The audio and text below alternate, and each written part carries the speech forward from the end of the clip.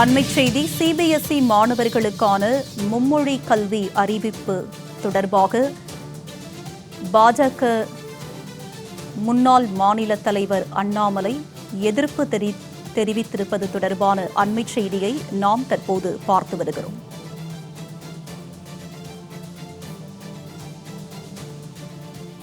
இது பற்றிய கூடுதல் விவரங்களுடன் இணைகிறார் எமது செய்தியாளர் லாவண்யா. அவரிடம் விவரங்களை கேட்டு பெறலாம்.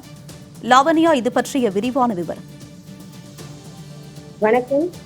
திமுகவினுடைய மூத்த தலைவர் அண்ணாமலை தெரிவித்திருக்கக்கூடிய இந்த பதிவில் கடந்த 2026ஆம் ஆண்டு ஏப்ரல் மாதம் சிபிஎஸ்இ அமைப்பு மாணவர்களுக்கு 6ஆம் வகுப்பிலிருந்து 3 மொழிகள் கட்டாயம் என்றும் அந்த 3 மொழிகளில் 2 மொழிகள் இந்திய மொழிகளாக இருக்க வேண்டும் என்றும் அறிவித்த போது இந்தியாவின் பலதரப்பட்ட இலக்கிய மற்றும் கலாச்சார பாரம்பரியத்தை சிறுவயதிலேயே குழந்தைகள் அறிந்து கொள்ள உதவும் என்பதனால் அந்த முடிவை வரவேற்றவர்களில் அவரும் ஒருவர் என தெரிவித்திருக்கிறார்.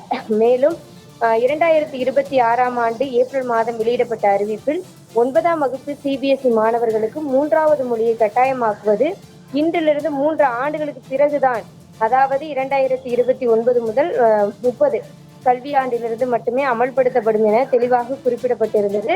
ஆனால் கடந்த வாரம் மே 15, 2026 அன்று சிபிஎஸ்இ அனைத்து இணைப்பு பள்ளிகளுக்கும் அனுப்பியுள்ள புதிய சுற்றறிக்கையில் இந்த கல்வியாண்டிலிருந்தே 9ஆம் வகுப்பு மாணவர்களுக்கு 3வது மொழியை கட்டாயமாக்கி இருக்கிறது.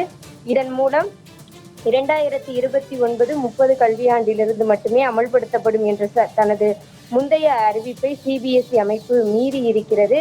சிபிஎஸ்இ அமைப்பின் இந்த திடீர் அறிவிப்பு பெற்றோர்களுக்கு, குறிப்பாக தமிழக மாணவர்களின் பெற்றோர்களுக்கு பெரும் அதிர்ச்சியை ஏற்படுத்தி இருக்கிறது என குறிப்பிட்டிருக்கிறார்.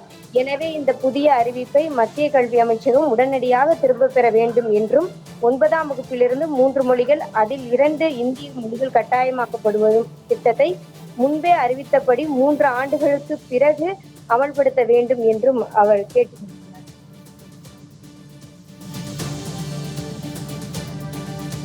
விரிவான விவரங்களுக்கு நன்றி லாவண்யா.